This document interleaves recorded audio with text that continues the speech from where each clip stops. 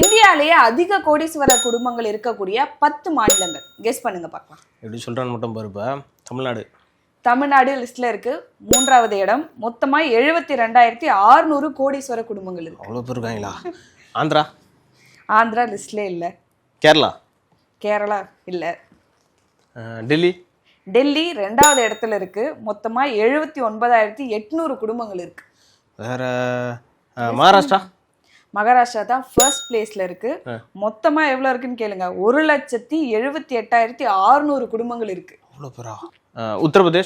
உத்தரப்பிரதேஷ் வந்து பாத்தீங்கன்னா 6வது இடத்துல இருக்கு. மொத்தமா 57,700 கோடீஸ்வர குடும்பங்கள் இருக்கு. மத்திய பிரதேஷ் இல்ல. நீயே சொல்ல இதுக்கு மேல.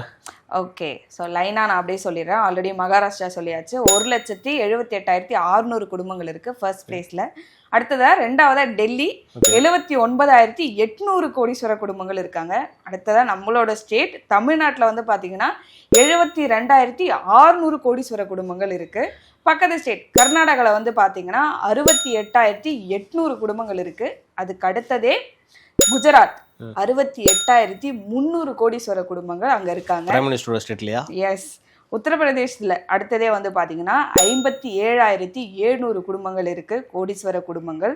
அதுக்கு அடுத்ததே நம்மளோட அடுத்த ஸ்டேட் வந்து பாத்தீங்கன்னா தெலுங்கானா 51,700 குடும்பங்கள் இருக்காங்க அங்க. அதுக்கு அடுத்த லாஸ்ட் இது 3 இடம் மேற்கு வங்கம். அங்க வந்து பாத்தீங்கன்னா 50,400 குடும்பங்கள் இருக்காங்க, கோடீஸ்வர குடும்பங்கள். கடைசி 2 பிளேஸ் ராஜஸ்தான் 33,100 கோடீஸ்வர குடும்பங்கள் இருக்கு.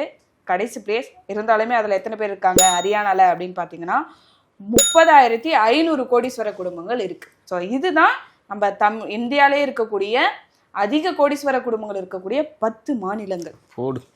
ஓகே, ஸோ இது டேட்டாவே ரொம்ப சூப்பரா இருந்துச்சு. கண்டிப்பா இது வியூவர்ஸ்க்கும் வந்து ஹெல்ப்ஃபுல்லா இருக்கும்னு நினைக்கிறோம். இதோட முடிச்சுக்கலாம். நன்றி.